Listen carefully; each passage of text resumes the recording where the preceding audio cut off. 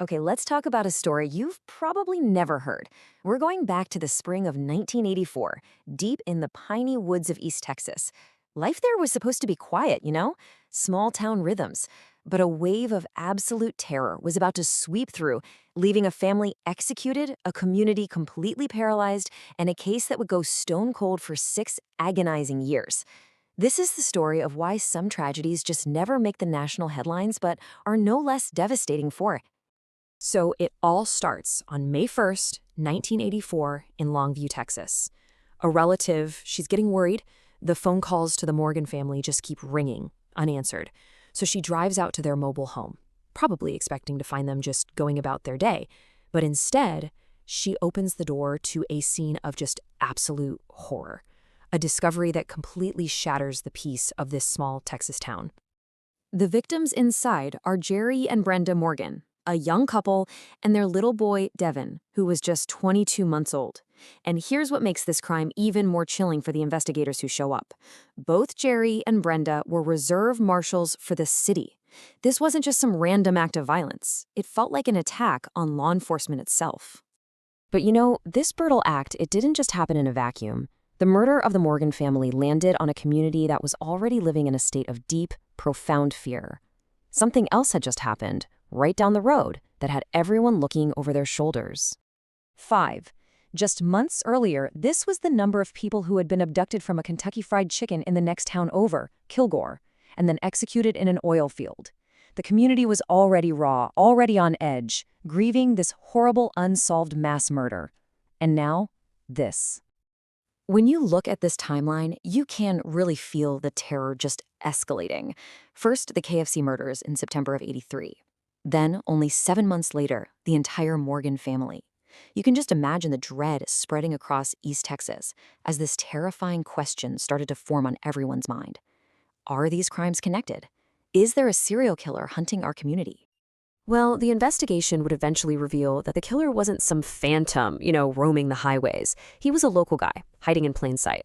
And his motives? They were rooted deep in the East Texas criminal underworld. The killer's name was Alvin Andrew Kelly. He was an enforcer, a debt collector for a local drug trafficker. And the motive? Simple, brutal retaliation.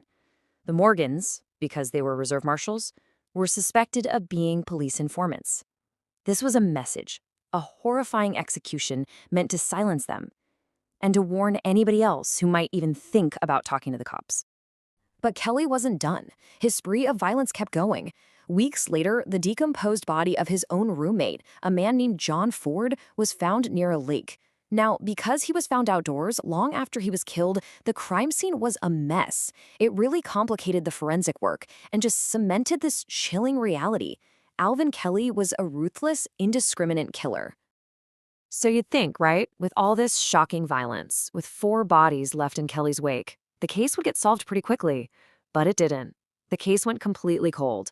For 6 long, agonizing years, the community had 0 answers, and a killer just walked free among them. I mean, the gap in this investigation was just immense. Think about that. 6 years. That's 6 years of fear for the whole community, 6 years of frustration for law enforcement, and a terrible, terrible secret being held by someone who was there that night. And the breakthrough, when it finally came, wasn't from a fingerprint or some new piece of forensic evidence. Nope. It came from a person. Someone who had lived with this secret for all those years. Someone who was actually at the scene of the Morgan murders. Kelly's ex-wife, Cynthia. By 1990, she had divorced him, she'd moved away, and she was finally ready to talk. This is the eyewitness testimony from Cynthia Kelly. Just unbelievably killing. She described the final moments of 22-month-old Devin Morgan's life. And this account, so horrifying in its detail, became the crucial, undeniable evidence that prosecutors needed to finally secure a conviction against her ex-husband.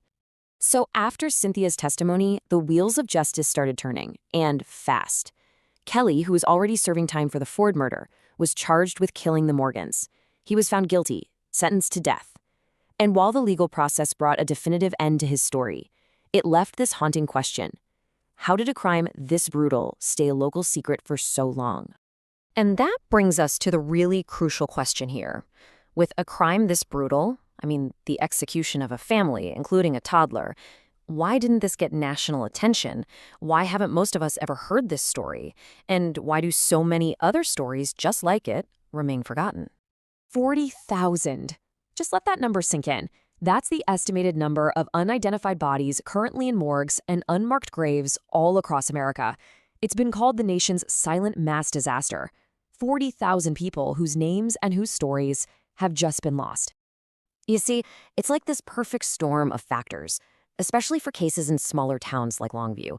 If you don't have a dedicated medical examiner's office nearby, if you don't have the bright lights of the national media, and you're often relying on forensics from a pre-DNA era, well, cases can just so easily slip through the cracks of public memory and investigative priority. But, and this is a big but, today, new technology offers some incredible hope. It's called genetic genealogy. It's the same tool people use to build their family trees on those ancestry websites. Well, now, law enforcement is using it to solve these decades-old cold cases. It lets investigators finally give names to the nameless and bring some long-awaited answers to families. And that, right there, is why remembering these lesser-known stories matters so much.